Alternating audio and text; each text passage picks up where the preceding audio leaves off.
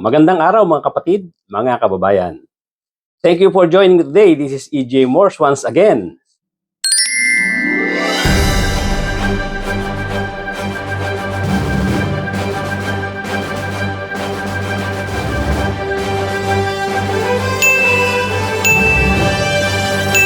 Tuloy-tuloy na po tayo sa ating topic for today.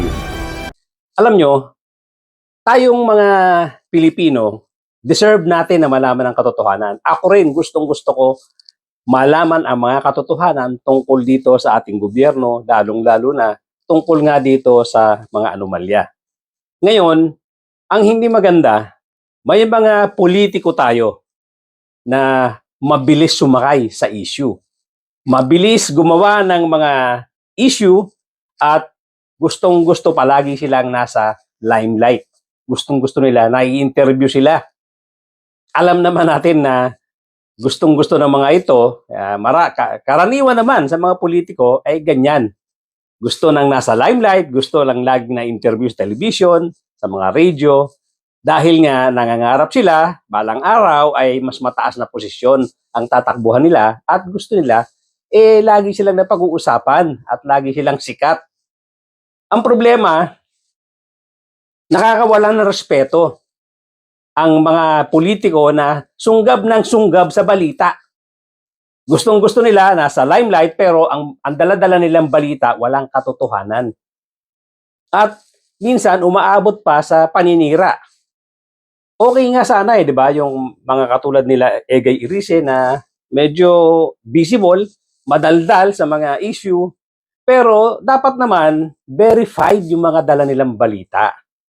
Hindi ba ito si Egay Irice, kung matatandaan ninyo, binakbakan nito si Comelec Chairman Garcia na marami daw bank accounts. Maraming bank accounts abroad at parang nasa 41 or 51 bank accounts daw ang meron itong si Chairman Garcia na napatunayan naman ni Chairman Garcia na walang katotohanan. Kaya nga sinasabi ko, itong mga ganitong klaseng politiko, mga kapatid, mga kabayan, mag-ingat tayo rito. Kasi nasasayang ang panahon natin sa pakikinig sa kanila, nasasayang yung airtime ng mga nag-i-interview sa kanila diyan sa mga mainstream media. At minsan nga, naiinis pa tayo dito sa mga mainstream media na to dahil makagawa lang ng balita kahit na hindi rin verified yung daladalang balita nitong mga politiko na to. Sinasakyan nila. Hindi ba? Minsan mas maigi pa nga itong kaming mga nasa social media na takot kaming masunog. Itong mga nasa mainstream media minsan, banat ng banat, interview ng interview, dahil merong mainit na balita, dala itong mga politiko na to. Pero ang masama nito, minsan umaabot na nga sa paninira dahil hindi naman verified. Hindi naman talaga A1 information or talagang wala naman silang backup o wala silang hawak na ebidensya na totoo ang sinasabi nila. Gaya nga nitong si Egay Irice, ang dalas nito Hindi na lang isang beses to. Ang takaw nito sa limelight. Ang takaw nito sa interview. Maya't maya na sa television pero ang daladalang balita, sunog siya lagi. Yung kay Chairman Garcia, sunog siya ron Napatunayan na wala naman pala talagang bank account itong si Chairman Garcia sa Amerika. Dahil ang taong yun, hindi pa nakatungtong ng Amerika. Walang visa sa US. Pero doon sa mga tangay-tangay na balita, doon sa mga ibino-broadcast itong si Egay Irice, meron pang Cayman Islands, ayun pala, ang visa nitong si Chairman Garcia, Japan lang at Korea. Ito talaga si Egay Irice, grabe ito, ang takaw nito sa limelight, ang takaw nito sa interview. Ang problema, nakakapanira na siya. Hindi maganda.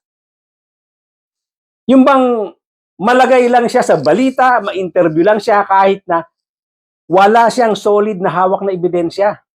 And during the second press conference, now it mentioned 2 more accounts, so it's no longer 4951, saying that I have accounts likewise in Cayman, which when we compared, the new Cayman accounts does not match with the earlier Cayman accounts. So these are newly opened accounts, and in order to prove, Under your name? Under your name? according to them, to them, Ma'am Karen, under my name in New York, in the United States, which, Ma'am Karen, hindi pa po ako nakakapunta. I have no visa in the United States. I only have 2 visa, Japan and South Korea. Is that right? Yung kay sinakyan din niya, yung pagkamatay nitong si Cabral. You have reason to believe that there is something else, or there are other incidents that led to her death. Yes, I filed the resolution. Public Works and Highways should conduct an inquiry on the circumstances that leads to the death of Yusek Cabral. The government is leaning towards that she may have taken her own life. The theory that she may Well, have taken her own life. Maraming questions maraming mga illogical na mga sinasabi, especially yung driver towards na iniwan. May mga nagsasabi 8 ng umaga nandun na siya, sabi ng driver 3 o'clock sila nagpunta ron. Maraming question, pero ang pinakamahalaga dito, bakit siya namatay? Bakit siya namatay? Bakit siya namatay? Bakit siya namatay? Tumalon, guys. Obvious na nagpakamatay yung tao. Obvious dahil nga sa daladala nitong problema, may depression, etc. Pero nag-file pa ng kung ano-ano ito para lang maimbestigahan daw ito dahil parang naghihinala siya na ito ay merong foul play. Isipin mo yan, ha? Itong mga ganitong klaseng balita, ito yung mga sinasakyan niya. Nitong si Egay Irisi na to. Gustong-gusto nito ma-interview siya palagi. Kahit wala siyang basihan, babanat ito. Isipin mo, nagpakamatay na nga yung tao, gagawan pa ng katakot-takot na issue para lang mapunta siya sa limelight, para ma-interview siya ng mga telebisyon. Gumagawa ng usap na sinabi na naghihinala siya na baka ito ay may tumulak or baka may pumatay. Parang gano'n ang mga suggestion. O lumalabas nga, hindi ba? Alam nyo, common sense lang Yung tao, terrible ang nalalaman, terrible ang pinasok na anomalya. At siyempre, sobrang nakakahiya yan. At yan, pagka na-depress yan, pag nagkaroon na talaga ng mga nervyos yan, mauuwi talaga yan sa pag-iisip ng pagpapakamatay. Obvious naman. Pero itong si Egay Irisi, iba kagad ang takbo ng utak nito. Kesyo, baka daw merong foul play, dapat maimbestigahan itong maigi. O ayan, sunog na naman siya. Nung lumabas yung balita or nung lumabas yung final investigation result, nagpakamatay yung tao. Obvious naman talaga. Pero itong si Egay Irisi, gagawa niya at gagawa ng kwento yung mga bagay na maglalagay sa kanya sa balita. Yung maglalagay sa kanya sa telebisyon. Yung maglalagay sa kanya sa limelight. Mag-ingat po tayo sa mga ganitong klaseng politiko. Sayang ang oras natin at nasasaksakan ng maling information ang taong bayan. Pati yung airtime ng mga mainstream media, nasasayang Ang hindi ko nga lang maintindihan bakit pinapatulan ng mainstream media yung mga ganito kababaw na balita. Na walang basihan, sasakyan din nila. Dahil ba, hirap din silang kumuha ng mga balita. Nagtatanong lang po, dapat yung mga ganitong klaseng balita, hindi nyo basta-basta sinusunggaban. Yung ginagawa ni Egay Irisi na pagsunggab sa mga balita, yung ibang mainstream media, sumusunggab din. Yun ang masaklap. Anyway, kaya ako nababanggit ito sa Egay Irisi, eto na naman siya. Yung tungkol daw sa yung sagutan ng text nitong si PBBM at nitong si Yusek Bersamin. So ano ang basihan niya? Ipinabasa daw sa kanya nitong si Leandro Lubiste yung mga screenshot ng sagutan. At eto na naman siya. Nagkwento na naman siya na para bang totoong-totoo na itong si PBBM ang nakipag-text kay Yusek Bersamin. Again, uulitin natin, gusto natin malaman ang katotohanan dyan. Kaya lang, eto na naman si Egay Irisi, bumabanat na naman na para bang totoong-totoo o parang confident siya na yung ka-text talaga ni Yusek Bersamin at ay si PBBM at totoong-totoo ang kinikwento sa kanya nitong si Leandro Libiste na itong si Libiste ngayon ay nasa abroad na. Iniwan sa kanya yung balita or ipinabasa raw sa kanya at dito kay sino pa tong isa na congressman. Kaya lang, ang sabi nga ni Senator Ping Lacson, triple hearsay. Kasi itong si Leandro Libiste, sinabi daw yun sa kanya ni Yusek Bersamin. Itong si Libiste, sinabi naman kay Egay Erice. So anong tawag mo ron? Triple hearsay. Welcome naman kay Senator Ping Lacson yan eh. Itong mga banat ni Erice, keso daw hindi niimbestigahan itong si Yusek Bersamin. Wala naman pala talagang record dyan sa Blue Ribbon Committee na kasama itong si Yusek Bersamin sa mga dapat imbestigahan. Wala namang ginawang affidavit itong si Yusek Bersamin na gusto niya mag-testify. Malabo rin yung pagkakabanggit sa pangalan niya at yung pagre-resign niya. Walang malinaw na pagdugtong-dugtong tungkol dito sa nangyayaring investigasyon sa anomalya. Dahil si Senator Ping Lacson, binabanatan na naman itong si Erice na para bang sinisisi na niya bakit daw hindi tinatawag sa investigasyon diyan sa Blue Ribbon. Wala naman pala talagang record diyan sa Blue Ribbon na dapat itong si Yusek Bersamin ay maimbestigahan. Ibig sabihin, wala pang nagpapasok ng information na itong si Yusek Bersamin ay mayroong kinalaman at dapat maimbestigahan. Sabi nga ni Senator Ping Lacson, willing akong imbestigahan yan, pero mag-execute siya ng kanyang affidavit, sworn affidavit. In the absence of that, what can Lacson do? Siyempre, pinagbabasihan niya yung mga dokumentong pwede niyang panghawakan. Hindi katulad nitong si Erice, kahit walang pinanghahawakan, babanat yan sa media. Irresponsible po yan.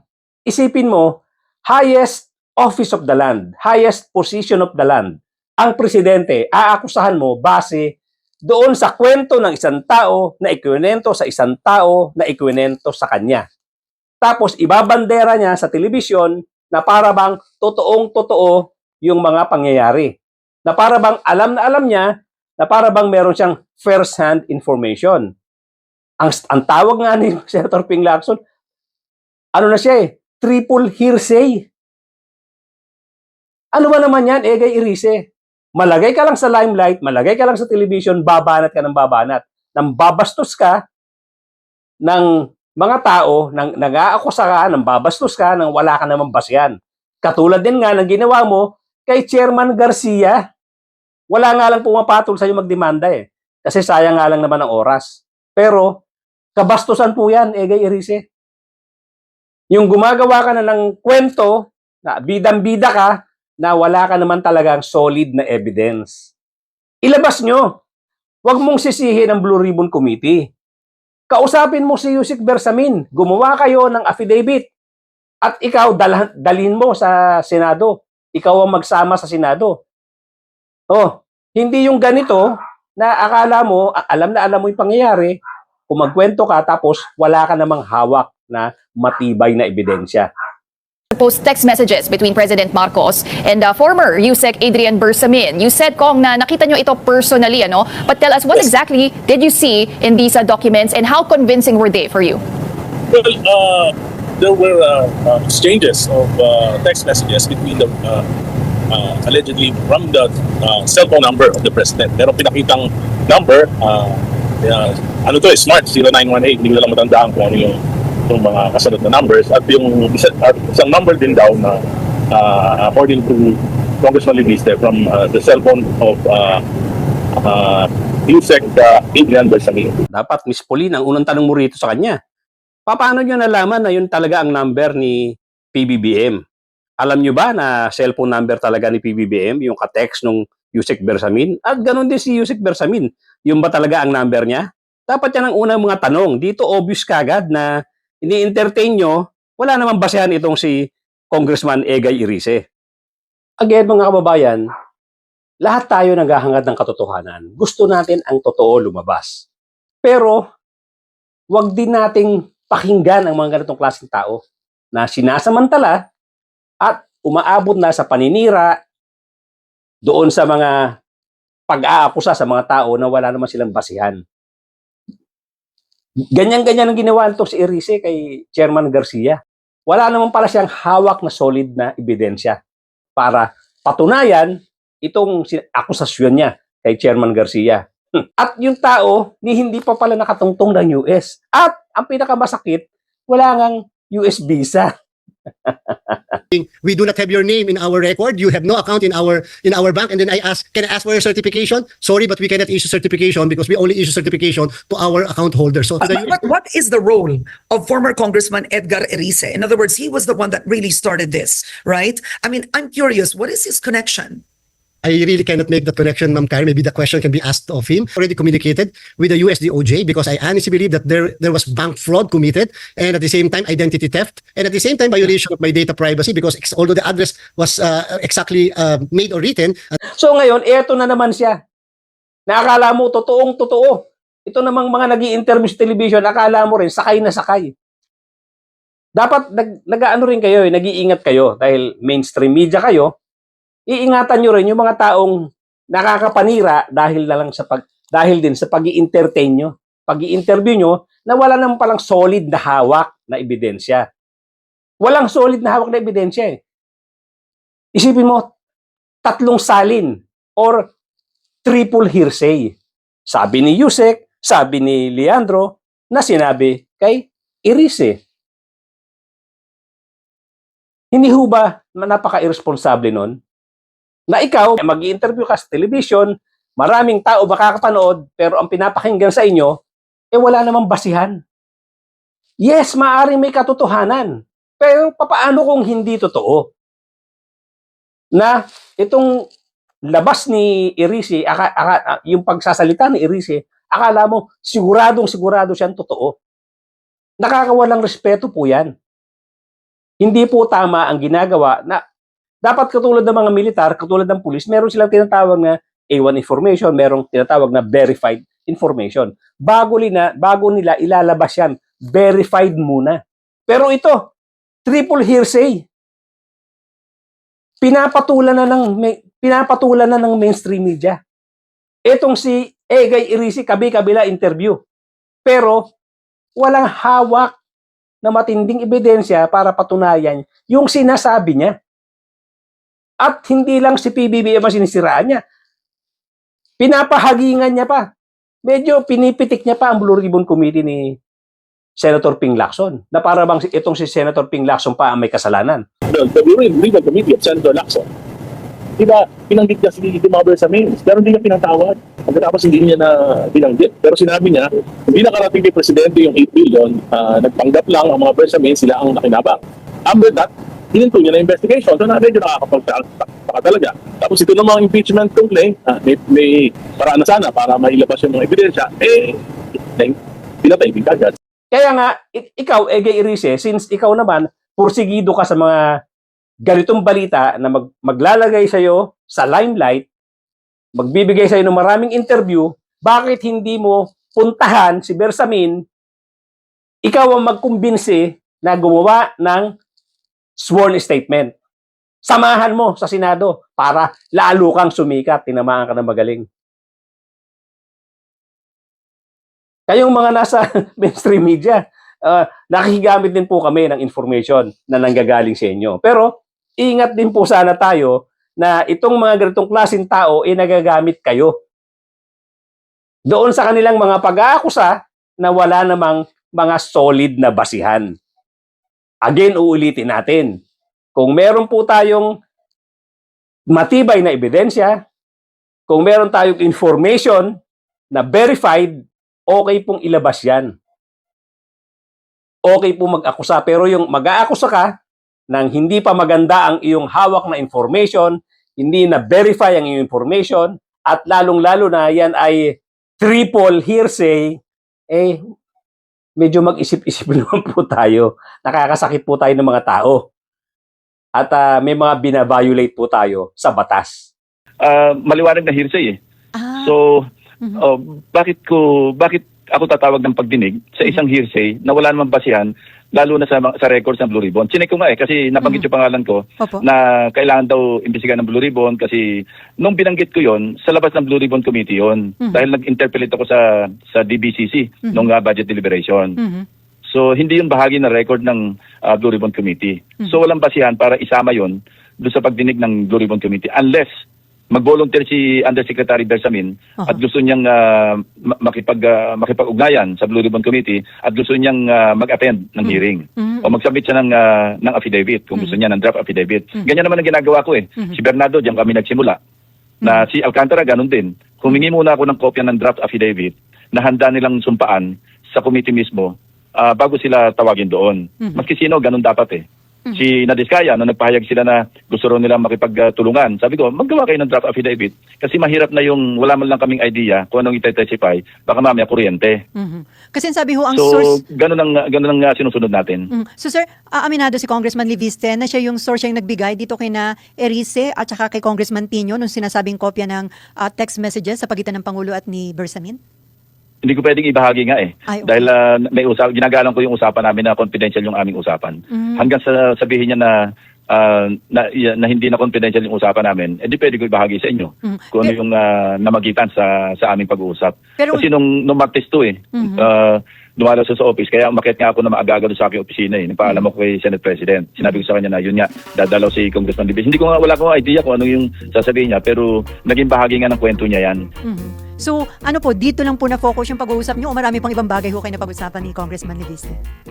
Maraming ibang bagay, pero yun nga, I'm sorry, hindi ko mai-share. Anyway, hanggang dito na lang po muna mga kapatid, mga kabayan. Thank you so much for joining me today. At doon po sa mga bago lang sa aking channel, kindly subscribe, kindly hit notification bell, pati na rin po yung like button. At magkomento po tayo. Para tingin natin kay Egay Erice na siya ay sikat na. Pakishare na rin po doon sa mga taong hindi pa nakakaalam ng ating channel, sa ating mga kapatid, mga kamag-anak, mga kaibigan. Thank you so much for joining me today. At mga kapatid, mga kababayan, magkita-kita po tayo ngayon.